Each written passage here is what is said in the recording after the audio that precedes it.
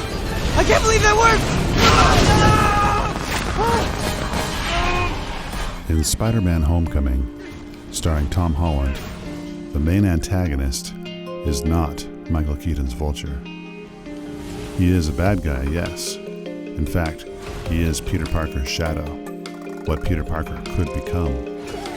But the real antagonist of Homecoming, What, in a little video diary? the one preventing Peter from obtaining his goal, is Tony Stark. All right? Yes. He is the one that Peter must prove himself to. There's a little gray area in there, and that's where you operate. What, does that mean that I'm an Avenger? No. The movie begins with a recap of the Civil War fight in Germany that Spider-Man got to participate in. Okay, there's Captain America, Iron Man, Black Widow. Whoa, who's that new guy? Oh, that's me. I gotta go. The experience in Germany was thrilling for Peter Parker, What, next mission? and now he is anxious for his next call to adventure.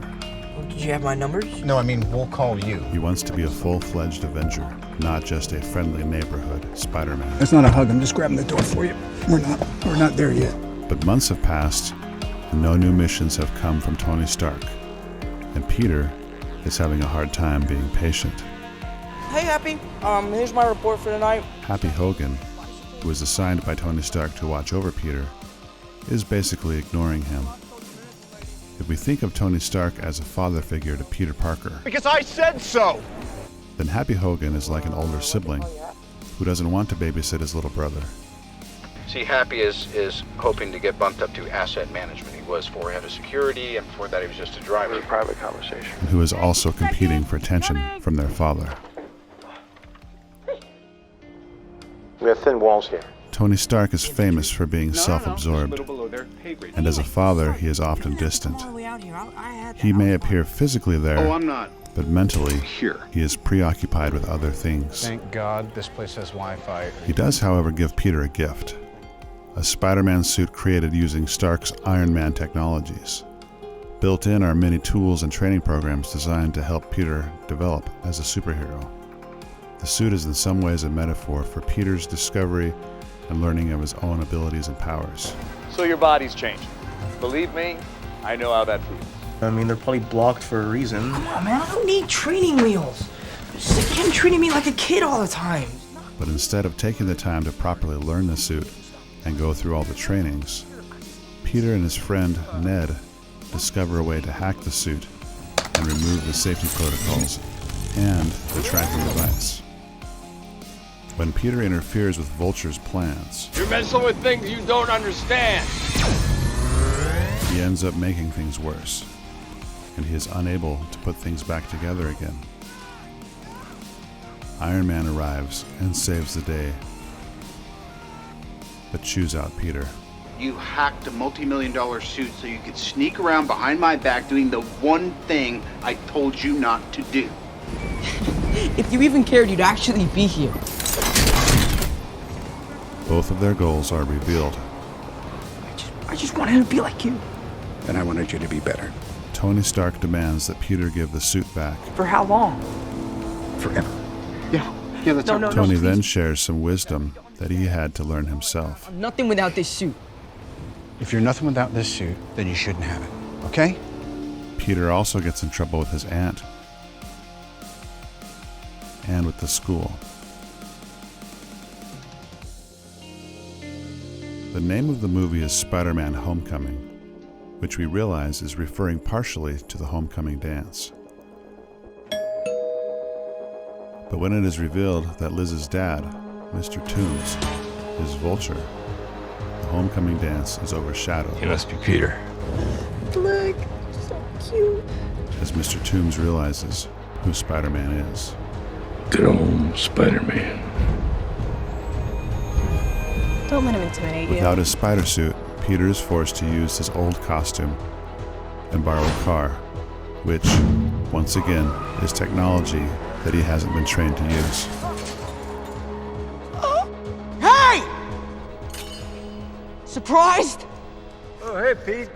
Vulture is the embodiment of what Peter Parker could become if he is not careful. You're young, You don't understand how the world works. Yeah, but I understand that selling weapons to criminals is wrong. How do you think your buddy Stark paid for that tower? Or any of his little toys? And much like Peter, Toombs feels like he is being held back by Tony Stark. You and me? They don't care about us. We build their roads and we fight all their wars and everything. They don't care about us. They both even care for the same girl How could you do this to her? and feel like what they are doing To her. benefits her. I'm not doing anything to her, Pete. I'm doing this for her. Toombs has taken alien technology that he does not fully understand, and made a rig out of it that gives him powers.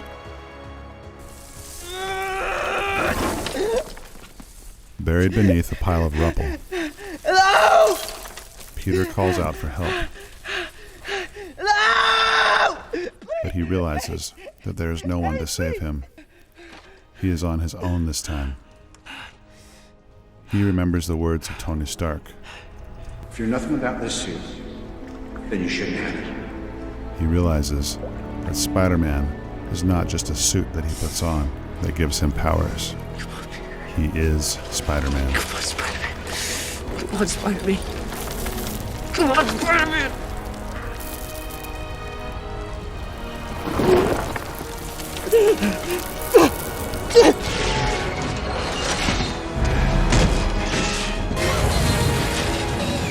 In defeating Vulture, he is also defeating the shadow version of himself. He has realized who he is and who he is not, and what he is capable of. Time to go home, Pete. I'm trying to save you! He even saves Toombs from the technology he is misusing.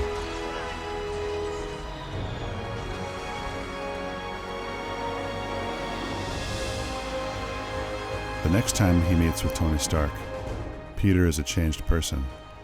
He is humble and mature. He no longer needs Tony's praise like Happy does. Sorry I took your seat. I mean, you had it coming. It's about 50 reporters behind that door. Real ones, not bloggers. When you're ready, why don't you try that on? And I'll introduce the world, the newest official member of the Avengers, Spider-Man. And when Tony Stark offers him a new suit and to become a member of the Avengers, Thank you, Mrs. Stark. But I'm good. he turns him down. You're good? Good. How are you good? But I'd rather just stay on the ground for a little while. Friendly neighborhood Spider-Man. He no longer wants to be Tony Stark. Thank you. He is content with who he is. Told you he's a good kid. He doesn't need the title, the technology, or the fame. He knows who he is on the inside, and that is the moral of this story.